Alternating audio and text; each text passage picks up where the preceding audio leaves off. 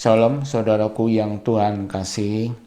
Sebelum kita melakukan aktivitas pada hari ini, marilah kita merenungkan satu kebenaran firman Tuhan dari Yohanes 16 ayat 24. Yohanes 16 ayat 24. Saudaraku yang Tuhan kasihi, ayat dari firman Tuhan ini membicarakan bahwa Tuhan Yesus hendak menyenangkan hati kita dengan permintaan yang pasti akan dikabulkan.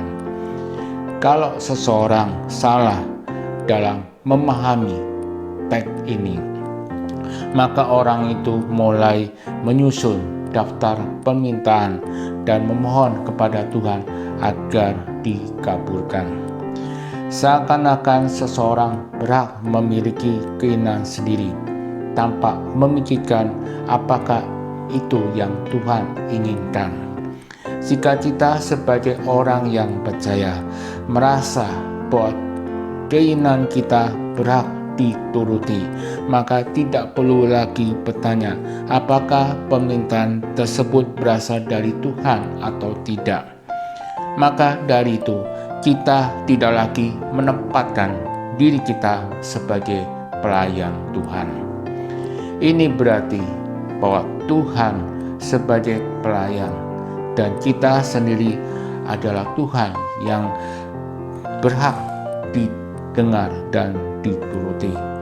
Maka dari itu, orang yang sudah ditebus oleh Tuhan tidak boleh merasa berhak memiliki hidupnya hanya untuk kepentingan diri sendiri. Saudaraku yang Tuhan kasihi, melalui firman Tuhan hari ini, kita harus melihat dari ayat ini dalam hubungannya dengan ayat yang lain sebelum dan sesudahnya. Ayat ini menunjukkan bahwa kita tidak boleh mengutip ayat ini lepas dari konteksnya. Ini berarti bahwa orang-orang yang diberikan kewenangan dalam meminta apapun merupakan orang-orang yang mengasihi Dia, seperti yang dikatakan di ayat 27. Firman Tuhan di ayat 27 memberitahukan kepada kita bahwa mereka adalah orang-orang yang mau berkorban segala sesuatu. Saudaraku yang Tuhan kasihi, pelajaran yang dapat kita ambil di sini sangat jelas bahwa orang yang mau berkorban, mereka adalah orang yang taat kepada Tuhan. Mereka merelakan keinginannya untuk dikontrol oleh Tuhan. Permintaan mereka selalu diselaraskan dengan kepentingan Tuhan seiring dengan rencana Tuhan. Dengan demikian, kita boleh memiliki keinginan, namun keinginan kita harus searah dengan kehendak Tuhan, dan semuanya itu adalah untuk kepentingan Tuhan.